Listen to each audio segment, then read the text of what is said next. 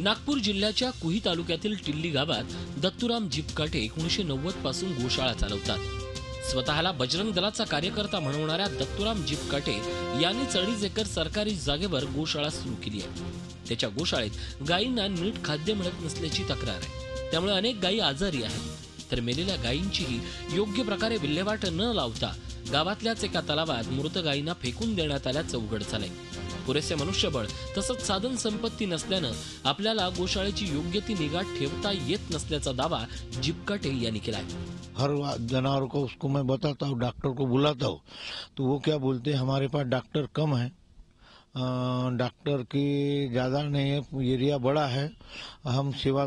दूसरी बात औषधि नहीं है, जो जानवर को जो छर्रा रोग है उसकी औषधि नहीं है, टोंडी खुरी की औषधि नहीं है, ये जो ऐसी औषधि नहीं है बोलते। दरम्यान दत्तूराम जिपकाटे यांचा बजरंग दलाशी सध्या कुठल्याही प्रकारचा संबंध नसल्याचं विश्व हिंदू परिषदेनं स्पष्ट केलंय।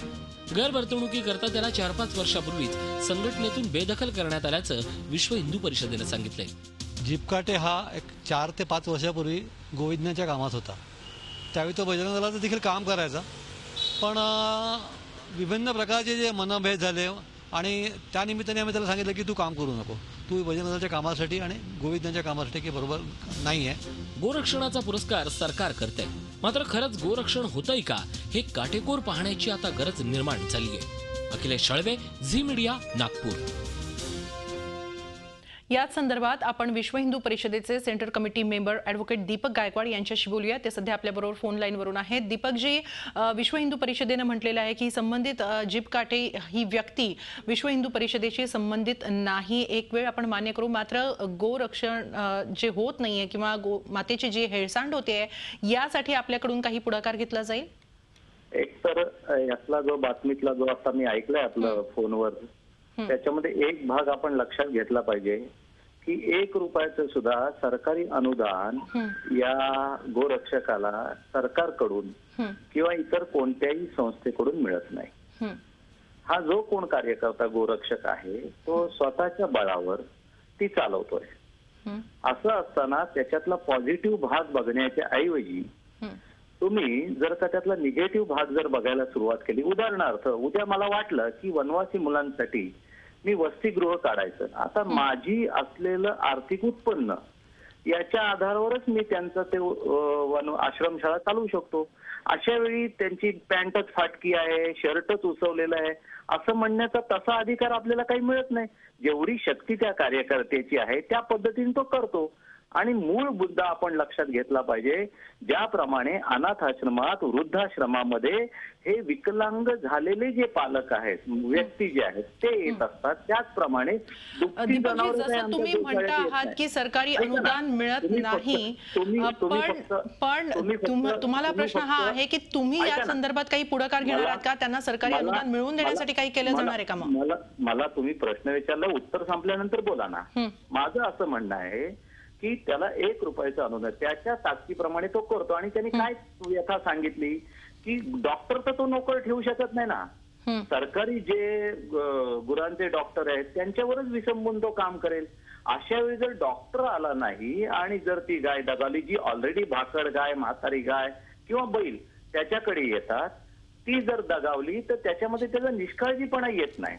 माझं असं प्रामाणिक मत आहे, तुम्हाला या गोरक्षणावर 2-3 दिवस काहीतरी बातमी हवी आहे म्हणून तुम्ही असे निरर्थक विषय उकरून काढताय असं माझं स्पष्ट म्हणणं आहे। त्या कार्यकर्त्याचा जोपर्यंत अप्रामाणिकपणा तुमच्या नजरेस येत नाही तोपर्यंत तुम्ही सगळ्यांनी याच्याकडे सकारात्मक दृष्टीनेच पाहिलं पाहिजे, अशी आमची भूमिका। आम्ही सकारात्मक दृष्टीनेच पाहण्याचा प्रयत्न करत आहोत, पण ज्या गायींची हेळसांड होतीये त्याकडे तरी कुणाचं ना कुणाचं लक्ष वेधलं गेलं पाहिजे। जर तो ते करू शकत नाही तर त्याला मदतीचा हात तरी पुढे केला गेला पाहिजे। तर त्या संदर्भात तुम्ही काही पुढाकार घेणार आहात का? सरकारशी या संदर्भात काही मागणी सरकारकडे करणार आहात का? एक तर पहिली गोष्ट म्हणजे विश्व हिंदू परिषदेला कुठलंही आर्थिक उत्पन्न नाही। विश्व हिंदू परिषद ही हिंदूंनी दिलेल्या देणग्यांच्या बळावर चालते, त्यामुळं सरकारी यंत्रणेच्या मध्ये आणि आमची तुलना कुठल्याही प्रकारे होऊ शकत नाही। आम्ही जर का 4 गायी सांभाळल्या, आता उरलेल्या 46 गायी सुद्धा आम्हीच सांभाळल्या पाहिजेत, अशी आपली भूमिका जी आहे ती पूर्णतः चुकीची आहे। आम्ही आमच्या परीनं 4 गायी सांभाळून समाजापुढे आदर्श उभा केलाय. 46 गावांसाठी 46 गायींसाठी तुम्ही जनजागरण करून सुद्धा त्याच्याकडे लक्ष वेधलं पाहिजे की बाबा हिंदू समाजाने याला मदत करावी.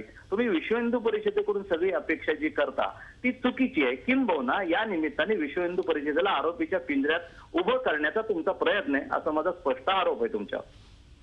आमचं म्हणणं हेच आहे दीपकजी की जर गोरक्षण व्हायचं असेल तर त्याच्यासाठी कशा पद्धतीने जनजागृती तुम्ही करणार आहात आणि त्याचबरोबर सरकारकडे तुम्ही काय मागणी करणार आहात? मागणी तर आपण सरकारकडे करू शकतो.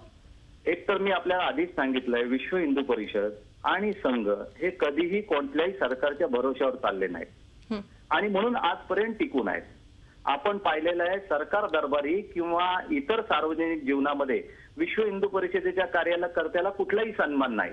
किंबहुना एवढं देवदुर्लभ काम करणाऱ्या कार्यकर्त्याला तुम्ही जातीयवादी, दंगा करणारे, हिंसा करणारे असंच तुम्ही त्यांना विशेषण लावता. किंबहुना मोदींनी स्टेटमेंट केलं 80% गोरख धंदे करणारे हे गोरक्ष आहेत म्हटल्यावर सार्वजनिक मीडिया चालवणाऱ्या सगळ्यांना अत्यानंद झाला. कोणी हा भाग विचारात घेतला नाही की गेली 50 वर्ष विश्व हिंदू परिषद जनजागृती करते. 8 ऑक्टोबर 1966 करपात्री महाराजांच्या नेतृत्वाखाली 1 लाख संत दिल्लीमध्ये आले होते. हा भाग सोडून तुम्ही कारण नसताना विश्व हिंदू परिषदेला आरोपीच्या पिंजऱ्यात उभं करण्यासाठी कारण शोधताय, असं माझं स्पष्ट म्हणणं आहे. नाही, आम्ही असं कोणतंही कारण शोधत नाही आहोत. आम्ही फक्त वस्तुस्थिती दाखवण्याचा प्रयत्न करत आहोत. जेवढ्या आक्रमकतेनं तुम्ही हा मुद्दा रेटत आहात, पण त्याचबरोबर गोमातेच्या रक्षणाकडेही तितकंच लक्ष दिलं गेलं पाहिजे, एवढंच आमचं म्हणणं आहे. धन्यवाद झी24 तासशी बोलल्याबद्दल. झी24 तास रहा एक पाऊल पुढे.